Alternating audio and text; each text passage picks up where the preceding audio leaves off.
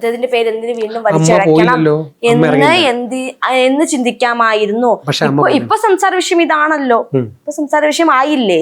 അപ്പം അത് മനഃപൂർവ്വം ചെയ്തതായിട്ട് ഞങ്ങൾക്ക് തോന്നുള്ളൂ. നിങ്ങൾക്ക് അങ്ങനെ തോന്നും. പക്ഷെ ഞാൻ പറഞ്ഞല്ലോ, ഞാൻ എന്റെ അമ്മയുടെ ഒരു കേസിന്റെ പകർപ്പെടുത്ത് എന്റെ ആവശ്യത്തിന് മാറ്റി വെക്കാൻ പോയതാണ്, പബ്ലിസിറ്റി പോയതല്ല. ഞാൻ പറഞ്ഞല്ലോ, രഹസ്യമായിട്ട് ഞാൻ ചെയ്ത പരിപാടിയാണ്, ഒരു വ്യക്തിയും ചെയ്തിട്ടില്ല. പക്ഷെ അത് പരസ്യമായി.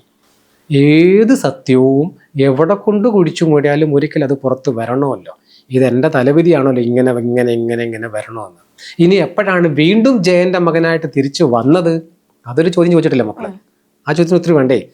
ഈ 2001 പത്രവാർത്തയെ കഴിഞ്ഞ് ഞാൻ എൻ്റെ കാര്യം നോക്കി, എൻ്റെ കുടുംബമായി, കല്യാണമായി, 2 കുഞ്ഞുങ്ങളായി, എൻ്റെ കൂലിപ്പണിയൊക്കെ ചെയ്ത് ഇങ്ങനെ പോവാണ്. എനിക്ക് എല്ലാ പണികളും അറിയാം.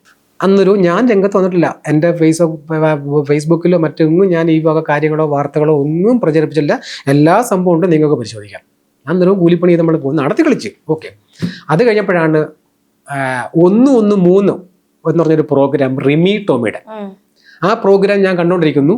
അവിടെ ഉമാ നായർ എന്ന് പറഞ്ഞൊരു ലേഡി, ഒരു സീരിയൽ ആർട്ടിസ്റ്റാണ്, സിനിമയിൽ വേഷം ചെയ്തിട്ടുണ്ട്.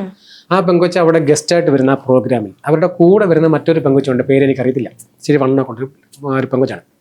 ഇവർ ആ ഗസ്റ്റായിട്ട് വന്ന സമയത്ത് റിമി ടോമിയുടെ ആ കൂടെ വന്ന ഉമാ നായരുടെ കൂടെ വന്ന പെങ്കൊച്ച് പറയുന്നു, ഈ നിൽക്കുന്ന ഉമാ നായരുടെ ഒരു വലിയ കാര്യം ഇവിടെ പറയാനുണ്ട്.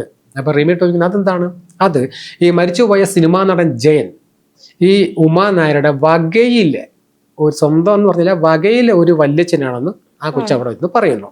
ഇത് കേൾക്കുന്ന ബന്ധം അറിഞ്ഞുകൂടാത്ത, ഇവിടാണ് എൻ്റെ വരവിൻ്റെ ഒരു റിയാലിറ്റി നടക്കുന്നത്. ഈ ബന്ധം, ഇങ്ങനൊരു ബന്ധു ഉണ്ട്, നമ്മുടെ അച്ഛനുണ്ട് എന്നുള്ള കാര്യം ആദ്യത്തിൻ്റെ പെങ്ങൾക്കോ അറിയില്ല. അവർ രണ്ടുപേരും കൂടി ചേർന്ന് സോഷ്യൽ മീഡിയ വഴി ഉമാ നായരെ അതിഭയങ്കരമായിട്ട് ചീത്ത പറഞ്ഞു. ഭയങ്കര വഴക്കായി. അപ്പോൾ ഉമാ നായർക്ക് മാനസികമായിട്ട് വിഷമം വരുന്നു. അവർ അതിൻ്റെ തെളിവുകൾ, ഫോട്ടോ ഒക്കെ കൊണ്ടുവരുന്നു. അവരുടെ അമ്മയും ഞങ്ങളുടെ അമ്മൂമ്മയൊക്കെ ഇരിക്കുന്ന ഫോട്ടോസ് കൊണ്ട് അങ്ങനെ ഇരിക്കുന്ന സമയത്ത് രണ്ടാമതൊരു വീഡിയോ ആദ്യത്തിൻ്റെ വരുന്നു.